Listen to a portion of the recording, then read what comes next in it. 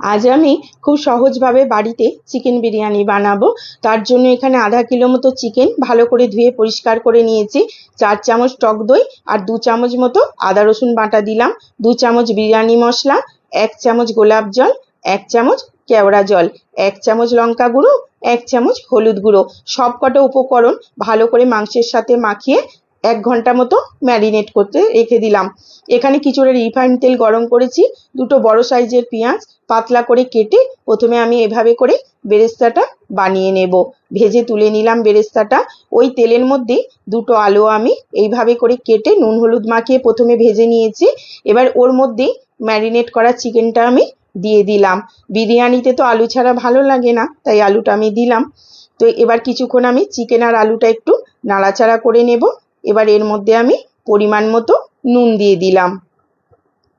নুনটা দিয়ে আমি একটু নাড়াচাড়া করে নেব। একে তো চিকেন, তা আবার দই দিয়ে ম্যারিনেট করা ছিল, তাই খুব সহজেই খুব তাড়াতাড়ি এটা সেদ্ধ হয়ে যাবে। আমি একটু আঁচটা কমিয়ে দিয়ে ঢেকে কিছুক্ষণ মতো এটা সেদ্ধ করে নেব, একটু কষিয়ে নেব মাংসটা। মাংসটা ভালো করে কষানো হয়ে গেছে, মাংসও সেদ্ধ হয়ে গেছে আর আলুও কিন্তু সেদ্ধ হয়ে গেছে। এবার এখানে আমি বাসমতি চাল হাফ সেদ্ধ করে জল ঝরিয়ে রেখে দিয়েছিলাম। তো ওই হাফ সেদ্ধ বাসমতি চালটা আমি এইভাবে করে এর উপর ছড়িয়ে দিলাম।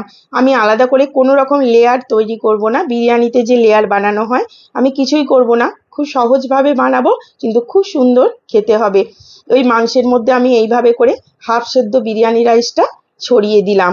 এবার নিয়েছি গোলাপ জল, 1 চামচ মতো গোলাপ জল উপর থেকে আমি এইভাবে করে চারদিক থেকে ছড়িয়ে দিলাম। আর 1 চামচ কেওড়া জলও এইভাবে করে উপর থেকে চারদিক থেকে আমি ছড়িয়ে দিচ্ছি। আর উপর থেকে একটু প্লেন জল এভাবে আমি ছিটিয়ে দিলাম, কারণ যেহেতু ভাতটা হাফ সেদ্ধ করা আছে তার জন্য।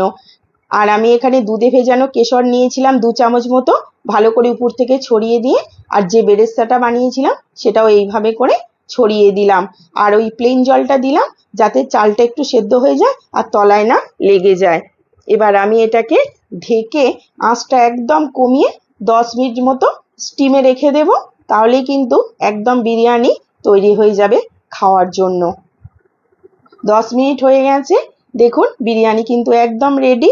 চালটাও পুরো সেদ্ধ হয়ে গেছে আর কতটা ঝরঝরে হয়েছে দেখুন, কতটা সুন্দর মাংস আলু সব কিন্তু সুন্দর সেদ্ধ হয়েছে আর একদম কিন্তু ঝরঝরে হয়েছে। খুব সহজেই বানানো হয়ে গেল দোকানের মতো টেস্টি বিরিয়ানি বাড়িতে।